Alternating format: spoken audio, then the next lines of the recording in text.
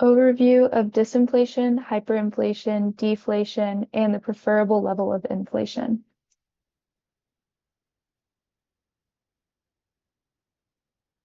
So disinflation is a period when inflation rates are falling but still positive.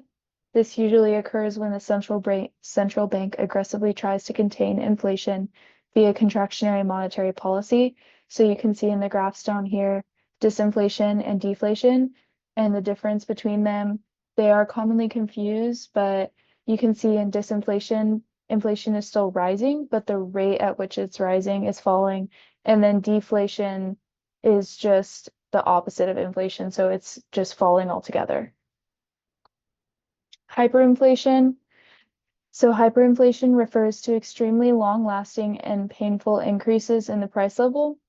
This can leave currency completely valueless or close to it. So some examples are hyperinflation in Russia in the 1990s.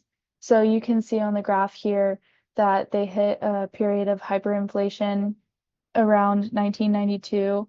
And you can see that from the big spike in the graph. And then another example is in Zimbabwe, their banknote is so this $100 trillion banknote is not even enough to buy a gallon of milk. So their currency is essentially valueless. So deflation. Deflation is a sustained fall in the aggregate price level. So periods of deflation occur less than inflation. Deflation redistributes wealth from borrowers to savers.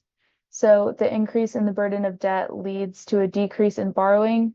So for many people, if they're wanting to take out loans or anything like that, they might decide not to because they don't want to get into even more debt.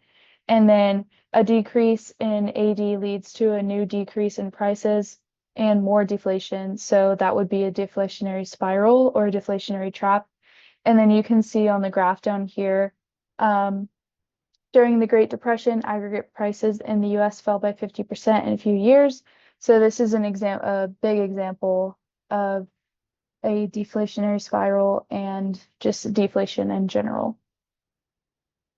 So the preferable level of inflation, a little inflation is good because it is a buffer against deflation. Preferred monetary policy promotes modest positive inflation of around 2 to 3% annually.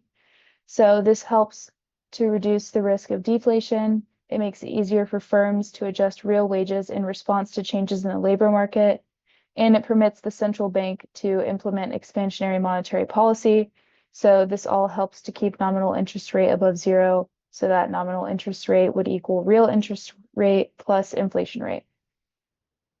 A modest and predictable level of inflation can be a good thing. And this is because high inflation, unpredictable inflation, and deflation are all very bad for economies.